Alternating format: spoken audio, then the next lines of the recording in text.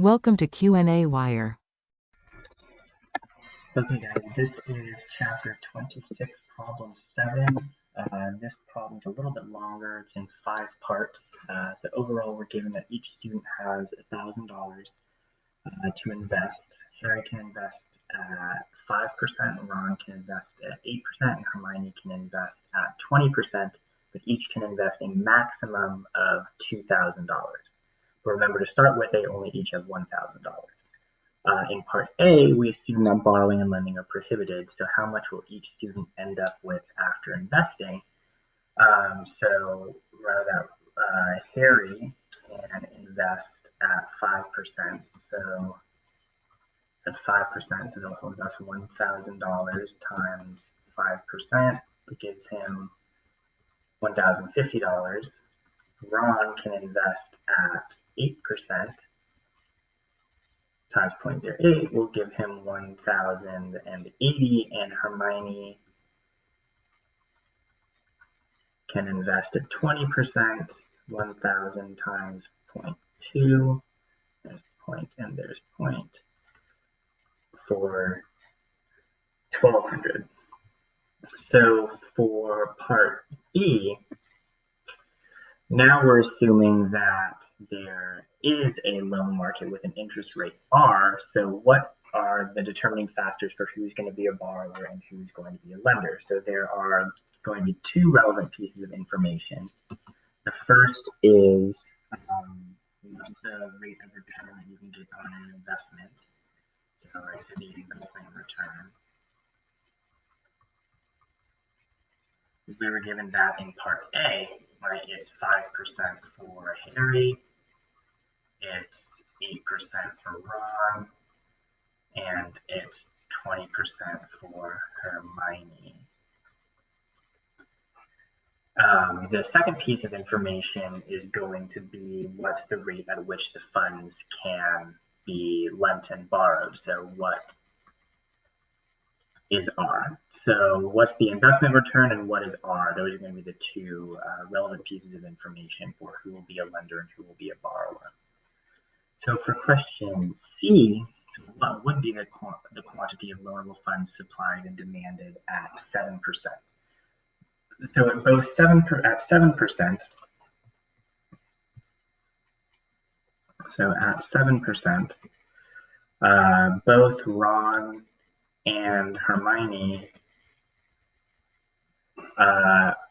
can invest at a higher rate, so they're both going to demand money. So they want more to invest. But Harry can only make 5% from his investment, and so 7%, 5% is less than 7%, so Harry's going to want to lend. Then at 10%,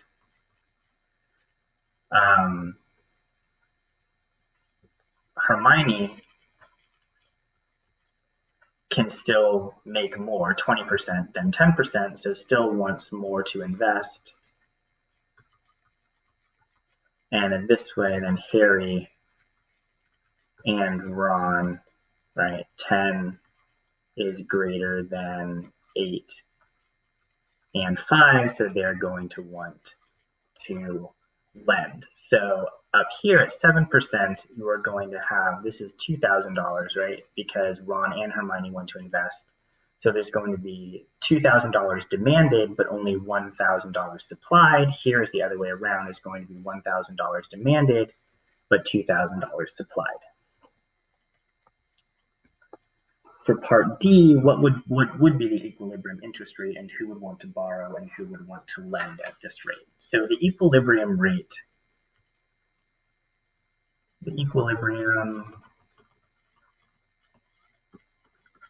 is going to be 8%.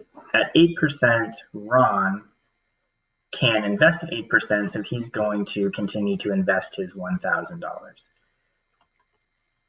Harry can only invest at 5%, so he doesn't want to invest. He's going to then lend because the 8% is bigger than the 5%. And Hermione can invest at 20%, so she's going to continue to invest because 20% is bigger than 8%, and then she will want to borrow money from Harry so that she can invest more than her original $1,000.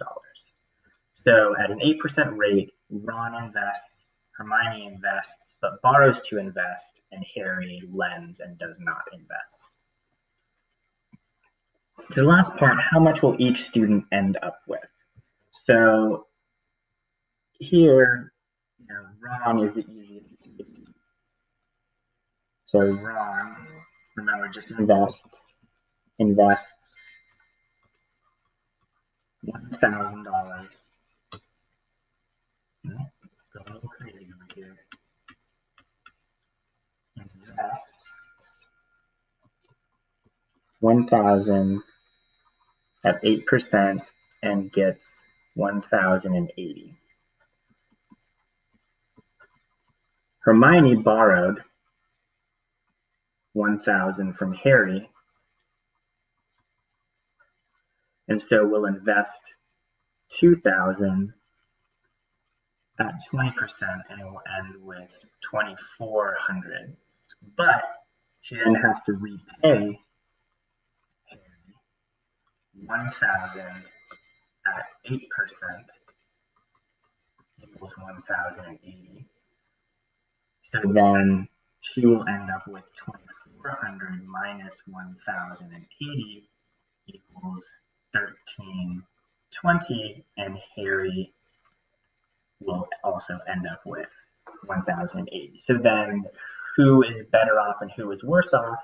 The person who lent and the person who borrowed are both better off. The person who did not participate is just as good off as they were before, and nobody is worse off. So this was question 26, problem 7. Sorry it was so long. Hopefully you stuck with it and it was helpful.